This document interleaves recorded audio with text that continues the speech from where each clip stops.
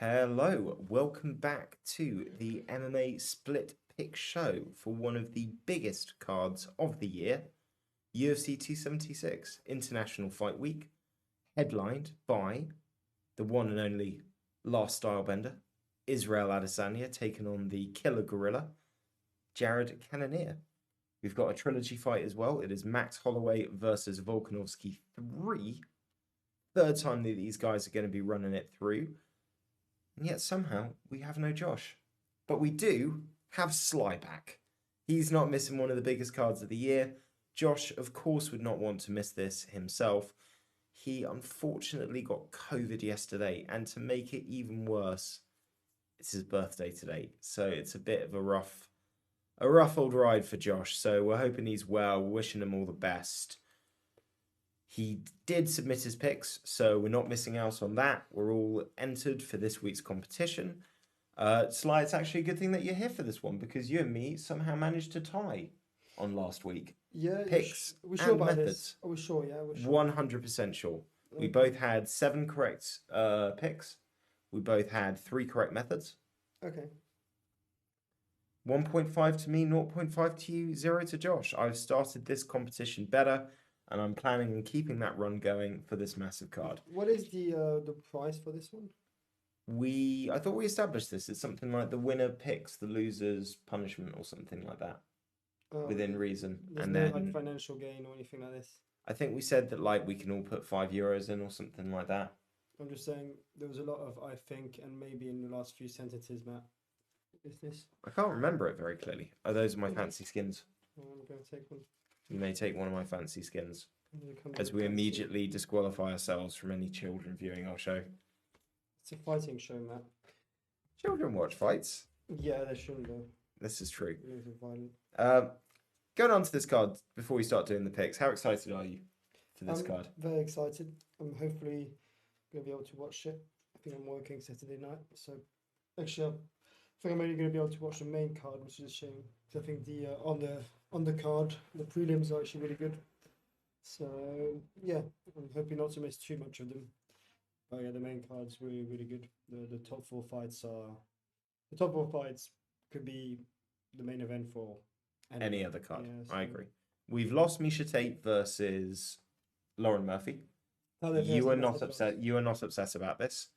I do feel like it takes a little bit of prestige away from the card, but whatever fight they end up bumping up to the main card, it's still going to be sick. You've got Ian Gary, you've got Robbie Lawler, you've got loads of fun fights. I can't wait. And having said that, let's crack on with the picks. Going into our first fight, the top fight of the night, the reason that we are all here, we've got this man himself, Israel Adesanya, taking on Jared Cannonier. Straight away, what's your thoughts on this one? Why is Cannonier getting this fight? He's won 5 out of his 6 fights at middleweight. He's knocked guys out at heavyweight. He's knocked guys out at light heavyweight. He finally got into the division where he belongs. He's beaten Anderson Silva, Kelvin Gastelum. He's beaten the Joker, Jack Hermansson. Knocked out Derek Brunson with elbows on the ground. Derek Brunson was on his own good run. Really, the only guy that's beaten him at middleweight is Robert Whittaker. So when you look at this division and you look at the rankings, Izzy's kind of fought a lot of... Robert Whittaker was Izzy's last fight, no? Correct. Which was quite controversial. Very close fight, but that's the second time now officially Izzy's beaten him. He's beaten Vettori twice. He'd already beaten Brunson. So they're in this situation where he's already beaten Costa, of course, quite decisively. So Jared Cannonier is the next guy there. He's the guy that he hasn't fought. And I think there are questions about what he can bring. Most people are feeling like this is a good star matchup for Izzy. The thing with Jared is that he hits really, really hard. Yeah, but no one touches Adesanya. So I don't think a hard-hitting person is what Israel Adesanya is worried about. The amount of hard-hitting people I've seen him just destroy by speed. I don't know. I'm surprised. I think you went for decision, Adesanya by decision on this one, which I thought is crazy. Josh and I went for KO, didn't we? Yeah, I went for KO. Josh went for KO. What's your logic for the KO out of curiosity? 5 rounds of Adesanya is grilling. That's just my logic. I just think, I went Izzy KO. yeah, then it's Josh and No, oh, it's, you we went for all you went for so Matt. yeah, we all went for Izzy KO. I was gonna say like, so my Oh, logic yeah. on this is Okay. Izzy can fight to the level of his opponents, but really the thing that makes him gun shy is a wrestling threat. What makes him really want to keep distance, pick you apart, and I think it's certainly what led to the Vittori fight being a bit dull because he just got up when he got taken down, stopped getting taken down, picked him apart, didn't take too many risks. With the Whittaker fight, it definitely made it very close because he couldn't quite commit in the same way because he was worried about the takedowns that Robert was throwing at him being mixed up with the overhands and the hooks. I don't know if Cannonier's really got the wrestling to kind of do that to Izzy. He hasn't got the reach either. I didn't realize there was such a difference in reach. Well, let's have a look at some of these stats quickly because there is something to bear in mind when you look at these stats. So, okay, records. Obviously, Izzy's undefeated at middleweight. His only loss coming at his attempt to get 2 belts in the light heavyweight bout against Jan Blachowicz. Only 1 loss for Cannonier at middleweight, but he did get schooled to a certain extent by Whittaker, who is very good. Here's the thing with the reach, though. Obviously, Izzy's got a very long reach for middleweight, but 77.5 reach for a guy that's only 5'11" is he's a lot longer than he is tall, basically. And the real thing with this, it's a question of can Cannonier land the shots and hurt Izzy? And the one tricky thing about him is he won't throw a lot. Izzy likes to be able to counter guys and get them to throw and miss and then land his stuff. Cannonier will stay very defensively responsible. He'll check leg kicks. He'll wait for that moment. But he won't give Izzy a lot. And I feel like Izzy's got this point that he's trying to prove, where he feels like he should, people are kind of starting to view him as boring. So I'm a little concerned he might look for the finish, but I still think overall he's going to pull it out. I think what's going to end up happening is Cannonier's going to be... He's one of those guys, he's got 1 shot at this belt, and this is it right here, based on his age. So if it gets to round 3, round 4, and he knows he's down, I think he's just going to take risks and go for it. And I think that's going to be what gets him caught. But that makes sense. Makes sense. It's a potential banana skin, though, because Izzy's got this. Whoa, we'll talk about it. I don't know if you can use that expression. Can you? Yeah, of course you can. Oh, okay. Slipping on a banana peel. Okay. It's a common expression. Yeah, so it's a potential banana peel fight because Izzy's looking at what's happening in a fight that's further down on the card. A lot of talk about Alex Pereira. A lot of talk about Sean Strickland. Both of those fights would sell. This can end up being the fight that gets overlooked a little bit. And if Izzy does that, he's in trouble because this guy will make him pay for mistakes. But I think all 3 of us going Adesanya KO. I'm excited about it. I'm more excited about the co-main event / apprehensive. But Izzy's always a star, man. It's good to see him do his thing. Hopefully he gets a finish and a good performance because, as we'll get to on a fight lower down on the card, Izzy winning sets up a massive fight later in the year, potentially. Let's go to the co-main event. Co-main event, we have got the absolute legend himself, Max Holloway, versus a legend in the making, Alexander Volkanovski, current champion. They're facing off for the 3rd time. Alexander Volkanovski clearly won the first fight, in my opinion. Second fight, razor close. I have always contested that Max won that fight, but Volkanovski gets the nod. It was so close that we're doing it a 3rd time. And I hate picking Max. Picking against Max. I hate picking against Max. But Volkanovski has looked like a monster since the 2nd time that they fought. He's beaten Ortega almost half to death. Zombie absolutely annihilated him. Holloway's obviously had 2 fantastic wins. He had one of the best moments in MMA I've seen against Calvin Cater, where he just started talking to the commentary team, shit-talking while slipping punches, landing punches at a Cater that he wasn't even looking at. Max is a legend. but I don't know if this is a guy. I just think Volkanovski is that guy that's going to always give him a problem. And the problem is, once you lose to a guy 3 times, you're not getting another crack. As long as that guy's champ, you're not getting a crack. But you are the only one on the panel that has picked Max to win this. Yeah. So talk to us. What are you saying that makes you think Max can get this done? I think it's super even. I think it's a super even fight. I don't know, I just think Max brings something a bit different. It's just his boxing is just so good. It's a difficult pick. I think both of them look at the stats, Matt, and see how close it is. I went for KO as well. Yeah, I went for KO pretty much the whole card. Well, let's have a quick look at the stats, because here's the thing. Both of these guys land a crazy number. Yep. A crazy number of strikes landed per minute. 6.63 to 7.38. They land 57 to 47% of significant strikes. But I feel like this next stat is going to tell us a lot. Absorbed per minute. The reason, well, it's not just this. It's just the last fight. Who was it against Volkov? He had Volkanovski. He was fighting Ortega.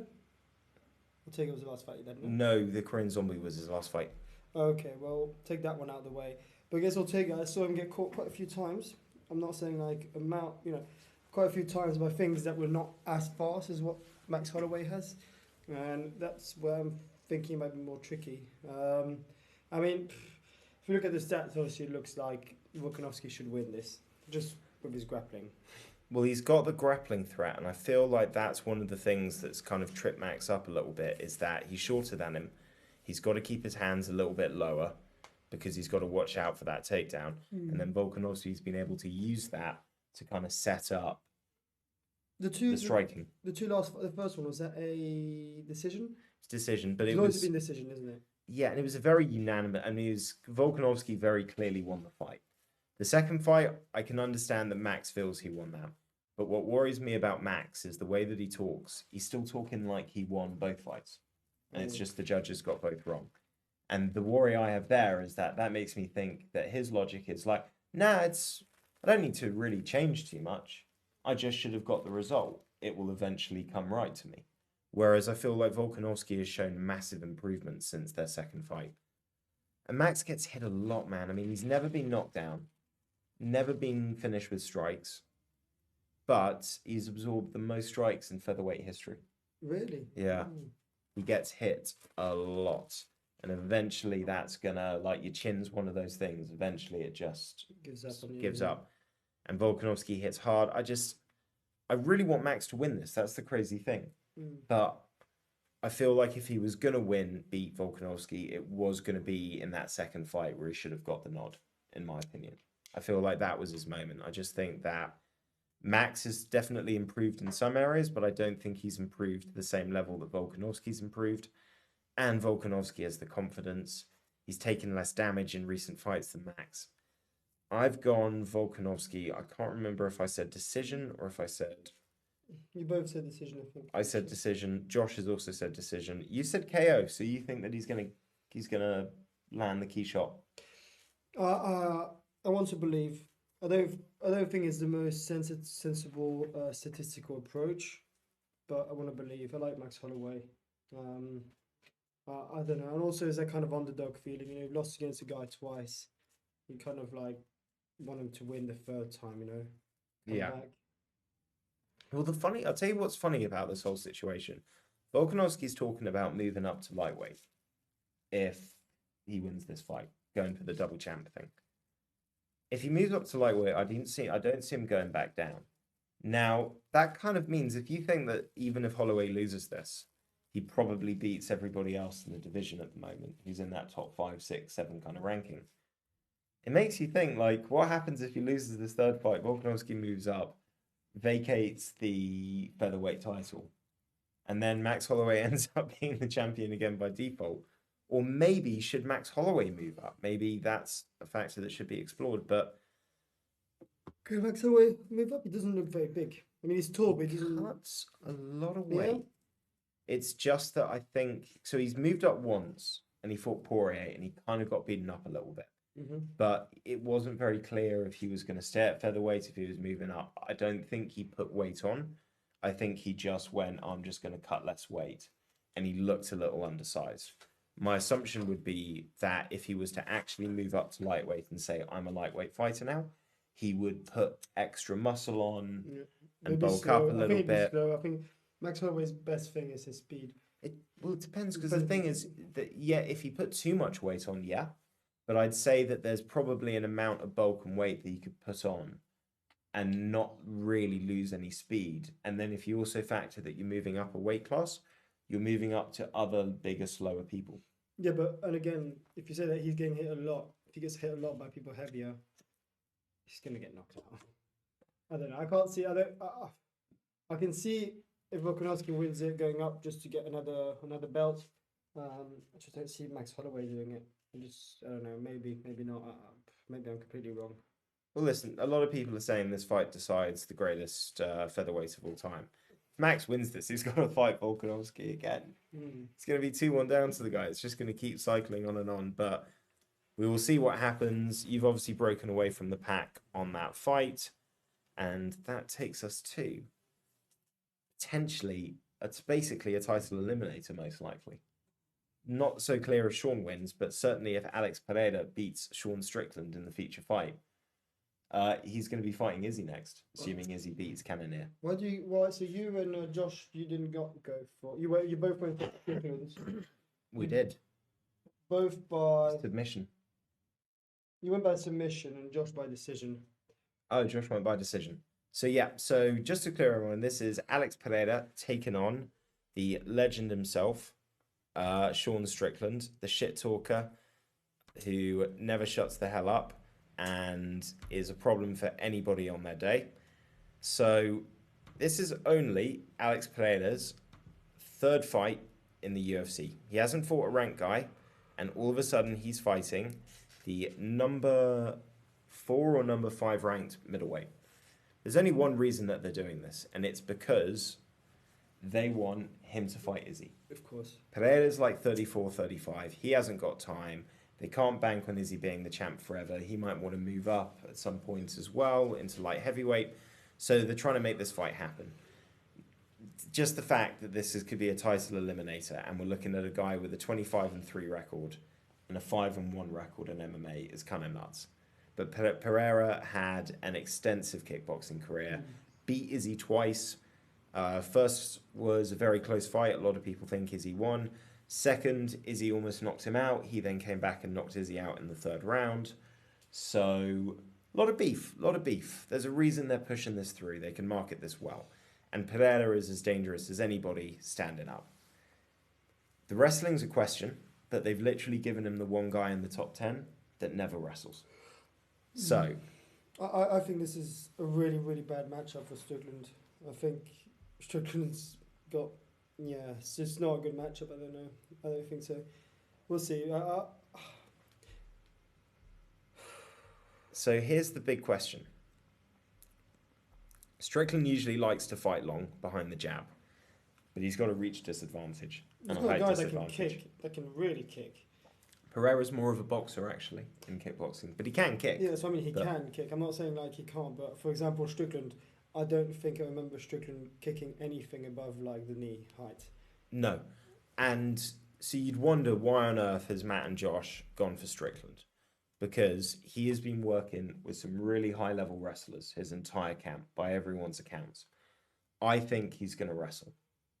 I think he's going to look like he's going to strike. He's probably going to talk some shit at the press conference, get in his face, be talking to him when they're in the cage before the fight starts, making him think it's all mano a mano.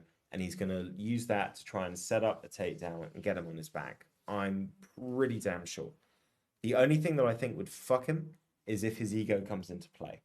Like if Sean goes in and thinks, I'm going to fight you on the feet, your best skills against mine, I think it's fucking game over for him and he gets knocked out with a left hook. But I don't think he's going to do that. I think he's going to be a mixed martial artist. And I think that is the way that you beat Alex Pereira. He doesn't have Izzy's experience in MMA when he came into the UFC. He doesn't have the grappling experience.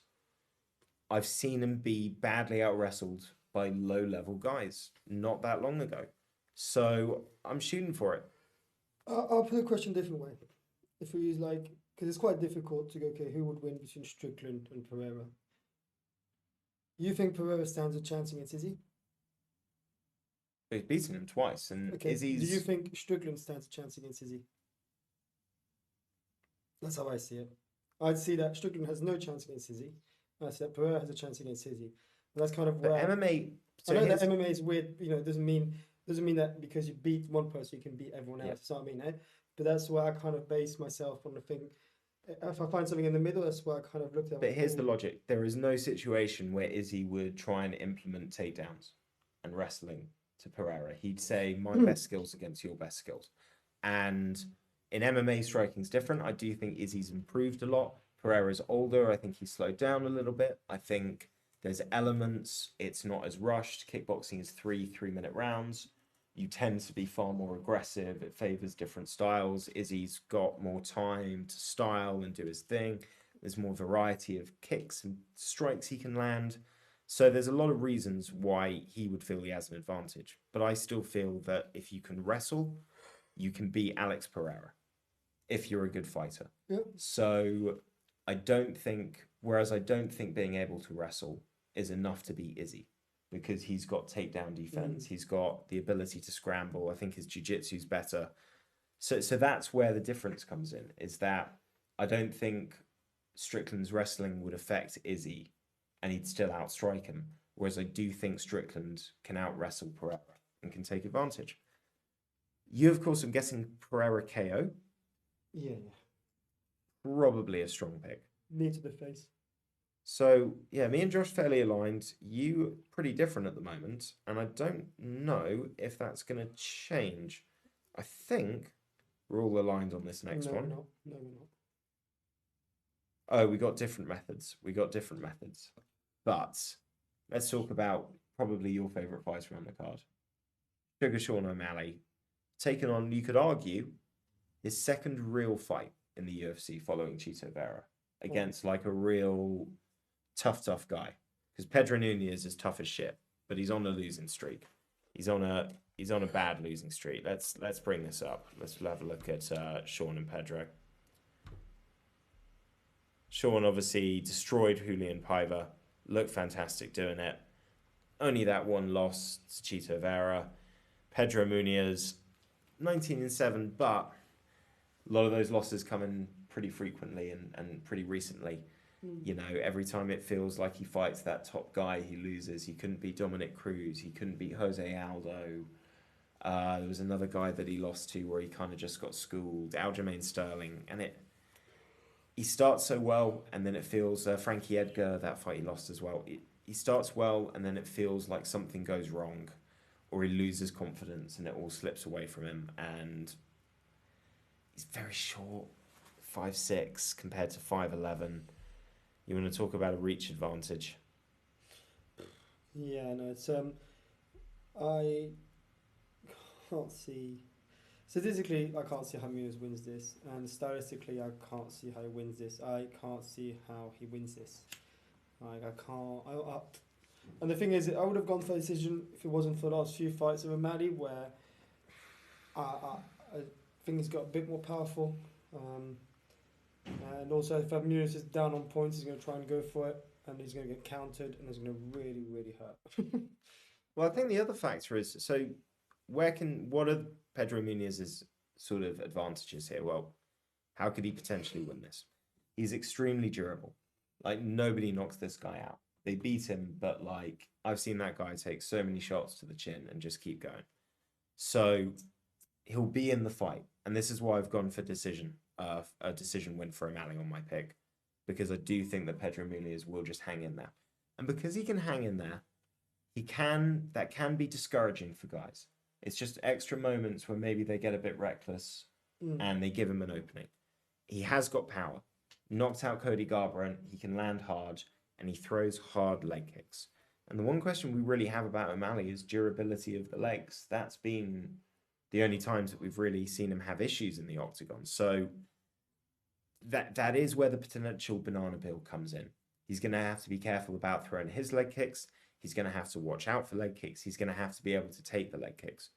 But if he can do that and he can stay elusive and move around, I think he's going to beat Pedro Munhoz up bad. I said decision. You said KO. Mm-hmm.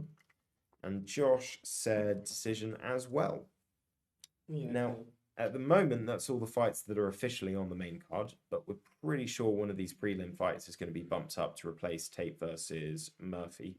So let's move on to Jalen Turner taking on Brad Riddell. This is a very fun fight. I love Brad Riddell. Really good fighter. Because I think me and Josh went for Turner and you went for Riddell. Well, Riddell doesn't get enough love. He's had a couple of tough fights. The Drew Dober fight was really tough, but he managed to win it. Obviously, he lost to Fiziev, but I think Fiziev is just different level.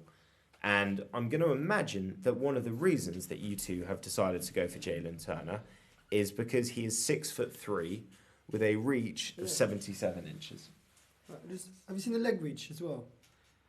It's ridiculous. It's monstrous. The guy is a very, very, very big guy. But I haven't seen Jalen Turner fight the competition that I have seen Brad Riddell have to fight. Not quite in the same way. And Riddell is a really good striker. You got to think he's training at City Kickboxing. He's right there with Izzy. He's right there with Dan Hooker. He's constantly training with guys that are longer than him and figuring out how to get on the inside and do what he does. He has a nice, tight, high Muay Thai guard. He rolls with punches very well. He can take a good shot. And he can grapple a little bit. So I think he can put Jalen Turner on his back if he gets on the inside. Does he have massive physical disadvantages? Yeah. But this is a big step up for Jalen Turner. And I think Jalen Turner is a really, really, really good fighter. Someone was fighting Turner recently, shorter guy, and I think he got knocked down. I don't think he got knocked out. He got knocked down whilst trying to close the distance. And Jalen stepped back and just hooked him. And I can't remember who it was. And it was like, right. The guy literally closed down and he just stepped back and just hooked him in the face. And he went straight down. I don't think it was a knockout. I can't figure out who it was against. So Jamie Mullarkey. Was it? Yeah. I think it might have been Mullarkey, and I was like... And listen, man, Jamie Mullarkey is a tough, tough dude. So is Uros Medic. These are good wins that he has got on his career, Jalen Turner, in a row. He is on a roll. But based on my picks, I just think Team City Kickboxing are going to have a clean sweep. I think all three of their fighters win. You look at the preparation, you look at the gym, you look at the way that they've all been training. They've had a number of guys either at last week's card or 275 or this week's card. So they've had their whole gym all active, all training, all peaking at the same time. I think that can bring the best out of people. Okay. I could be wrong though. What method did I go for? Let me look at this. I went for decision. Josh went for Turner KO. You went Turner KO? Yep. All right, let's move on to Robbie Lawler taking on Brian Barbarena. This is both a really fun, exciting fight that I also hate because I think Robbie Lawler's going to lose it. You think Lawler's going to lose it? Yeah, man. He's old and he's taken so much damage and I don't think he's got the same power anymore. And the thing about Barbarena is he's not special at anything, but he's good everywhere and he's tough as shit and he won't give up. And he will just constantly pressure and constantly smother and just do whatever it takes to try and grind out a win. He'll lose to a lot of people, Barbarena, but it's never pretty. You never have an easy night against Brian Barbarena. Yeah. He never makes you look good.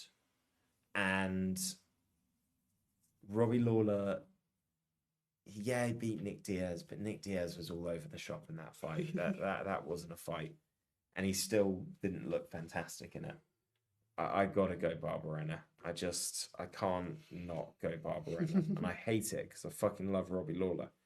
But I'm up in these picks competitions this season. I've got to think a bit more intelligently. So yeah, I've gone Barbarena decision. Nice. You went for Lawler KO. Where are you feeling on this one? Is it just class over form? Yeah. I'm just expecting Lawler to have a bit more class and just pick him apart slowly, knock him out third round just by exhaustion. I don't know. We'll see. I want Lawler to win also by heart. But yeah, just keep the legacy going. Yeah, I mean it's a pretty even fight on the odds. I mean, completely different records, completely different careers. You can't even look at the stats because they're over such a long period of time. But we'll see. Maybe my thinking as well. Win or lose, I could see Lawler retiring. Oh yeah. Yeah, I could see him retiring in the octagon. Pay-per-view. I think that's going to end up being the feature fight on the prelims. Maybe they bump it up to the first fight on the main card if they think it's going to be a retirement fight potentially, but it's big numbers. I think that could be a possibility. All right, from old men to young prospects, let's talk about the next Irish superstar, Ian Gary, undefeated welterweight striker. Has looked pretty damn good so far. Very technical, very clean, powerful. Seems to have a sensible head on his shoulders. Basically has got all the potential ingredients to be a superstar. And I don't think it's any coincidence that they are putting him on pay-per-view cards for all of his fights. Of course, he's very entertaining. He's entertaining. He's a hell of a fighter.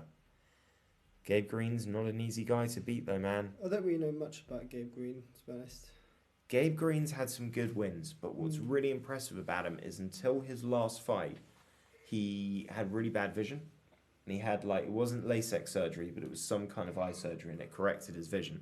And then in his next fight, he just annihilated this guy and knocked him out. Oh, really? Yeah. Okay.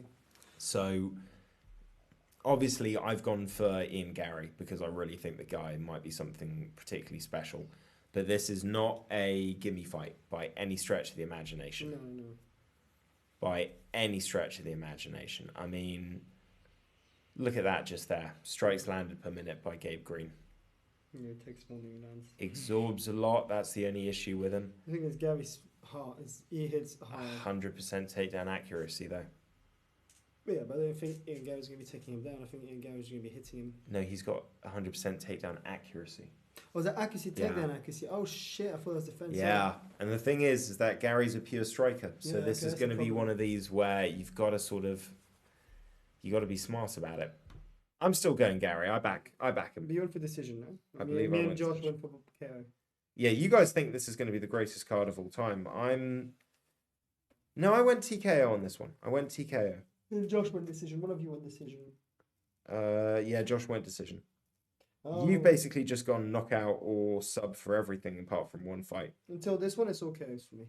Yeah, I think it's going to be even. I think there's going to be 6 finishes on this card is what I predicted. I've gone Gary TKO, you by KO, and Josh by decision. Takes us to Legends fight. Donald Cerrone taking on Jim Miller. It was meant to be Bobby Green. Bobby Green got injured. Obviously, there was the whole thing with Joe Lozon. So Cerrone needed a fight. Short notice. They're doing it at welterweight, so there won't be the cut. I think we're all happy about that. Absolute legends of the sport. I mean, look at those records. 34-14, 36-16. Almost even. Almost. They've actually fought before. This is a rematch. Who won? Cerrone knocked him out in the first round, in the first fight. But both of these guys are kind of at that point where they've had peaks and troughs and highs and lows and bad runs of form. And Jim Miller's on a good run of form. Cerrone's on a bad run of form. But Cerrone's been fighting killers. Jim Miller's been fighting unranked guys. Yeah. So I'm going Cerrone. I think he's going to get it done. I think it's the win he desperately needs. He's not having to cut weight, nor is Jim Miller, but Cerrone's a bigger guy. Josh went Miller by KO on this one. No, he's officially changed. He sent me a text saying that he didn't realise it was at welterweight. Oh, okay. So he's gone for Cerrone by what method? I will confirm now. So just to confirm, you've gone Cerrone sub. I have gone Cerrone TKO or KO, and Josh has gone for Cowboy by decision. Cowboy, okay. So all different methods. All mixing up, mate. All mixing up. Right. Going down, I believe, to the early prelims. Can't believe some of these fights are on the early prelims. Uriah Hall taking on Andre Muniz, striker versus submission specialist. Andre Muniz is scary. Destroyed Andre Anders, easily taps Jacare. No one taps Jacare. 6 submissions. Uriah Hall does not like guys that put pressure and take him to the ground. He needs space. He lost his last fight to Strickland pretty decisively.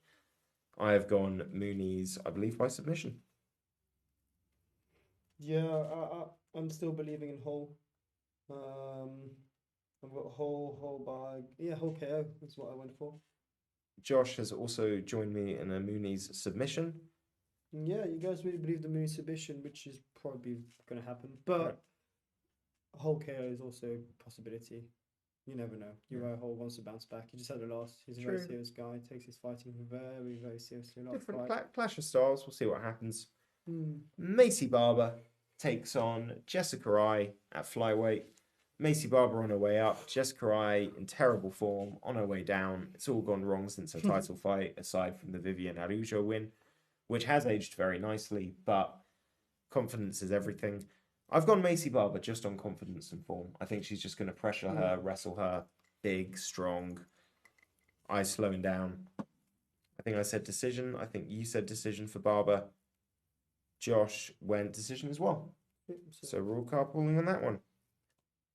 Brad Tavares taking on Dracus du Plessis, who was meant to be fighting Kelvin Gastelum. Gastelum got injured. Wouldn't you know it? Tavares steps in. Yep. Big step up for du Plessis, but I think that the guy's pretty special. Very dangerous. Got a lot of experience outside the UFC before he came in, so he's very much ready. He can mix up the wrestling with the striking. I think he wins. I believe I said by knockout, but let me confirm. By knockout. Josh went the other way. Josh thinks Tavares is going to get this by decision with his experience. I went for Plessis sub. You did indeed. Which is I don't know, kind of a gamble, but why not? Sub's always a gamble. I like gambling on a sub. Sometimes it's fun when it comes off. I don't think this one's going to come down to the methods, though. And then first fight up, we've got Jessica Rose Clark. Always fun. Taking on Julija Stoliarenko. I think we've all gone Clark on this one. Yeah. Clark by decision, and Clark by decision.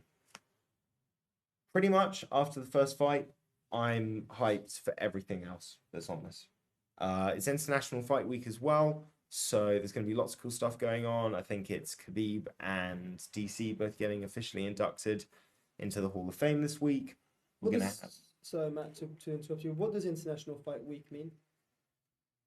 It's just like the UFC's big international celebration of the UFC. Okay. So it's got they induct people into the Hall of Fame, they induct fights into the Hall of Fame, there's speeches, they invite a bunch of people in, there's a bunch of media.